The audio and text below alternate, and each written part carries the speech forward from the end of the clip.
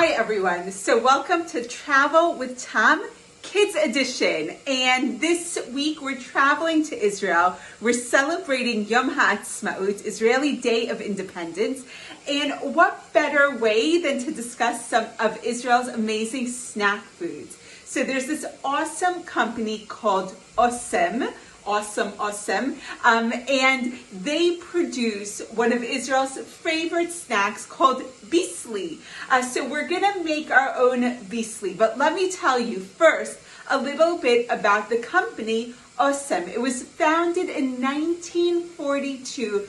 It was a merger of 7 different companies, all producing foodstuffs like pastas and snacks, and they came together and they chose their name from a tefillah, a prayer that's said on Yom Kippur.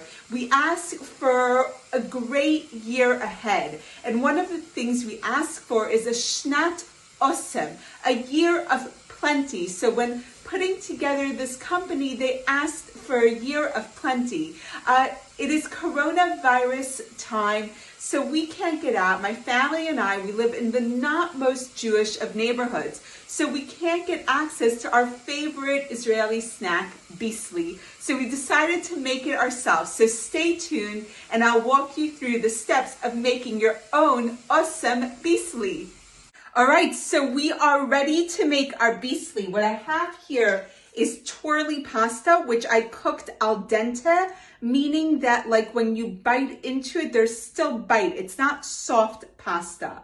And all I'm gonna do is deep fry it. It is a snack food after all. So we're gonna put about half the amount of it into the deep fryer. Actually, let's make that a third. And I'm gonna use a spoon because this is very hot to help me get the pasta into the fryer.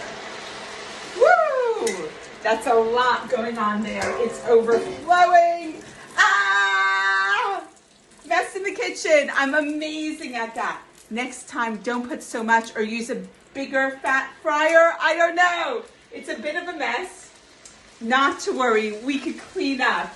But it's going, it's doing its thing. And what I have here while it fries is my spices. I've got onion powder, garlic powder, smoked paprika, ground coriander, salt, and pepper. So I'm gonna put all of that into my bowl and give it a good mix. So it's all mixed in and ready to go. So what I'm looking for with my pasta is that it cooks to be brown. Can you see that? So I want it that brown. Yay! And once it's that brown, I'm gonna put it I'm gonna let it dry for a moment, drain as opposed to dry, on a paper towel. But I'm gonna urge it along here. So next time, big lesson to me. Bigger pot, less pasta. I don't know, so many options there. If you don't have a deep fat fryer, you can absolutely do this in a pot. You may not make as big of a mess as I did. Who knows? But don't let that stop you. We can always clean up the mess. We cannot recreate the fun. So let's do the fun bit of this. So you could see from there, it's not cooked yet, so we need to really keep on breaking it up as it cooks because the pasta does have a tendency to stick to each other, and let it really get brown. So when I told you about Osem, they were pasta makers who got together to create this Osem company. So not surprising, one of their snacks is actually deep fried pasta. I'm very excited about my spice mix. So Bissli is known for all their different flavors. They have like barbecue flavor, onion flavor, falafel flavor. We went for a grill flavor here. If you don't want to use smoked paprika, you can use sweet paprika. If you want to make it spicy, you can add chili to it. I, as opposed to we, really can't tolerate any spice, so I leave chili out of a lot of dishes, but feel free to add it back in. All right, so my first batch of pasta is done. You could see it there. I'm going to try to fish out as much as possible. And I am sure when they do this at Osen, they have a far better method that creates less mess, but where would be the fun in that?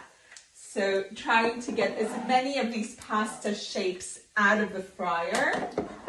And let's put some more in and hopefully not have it all explode on us. And there we go, once more.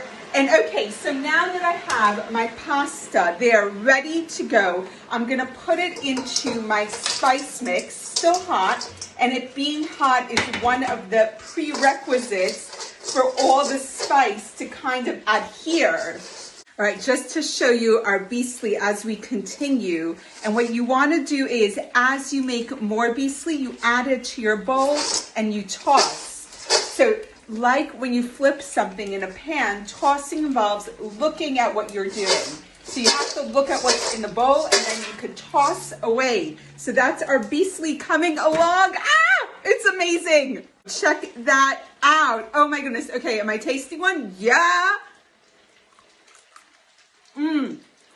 Homemade Bissli, it's amazing. All right, try this at home. You will not regret it, even if it makes a mess. And what better way to celebrate Yom Ha'atzmaut, Israeli Independence Day, than making your own Israeli snack foods? See y'all soon.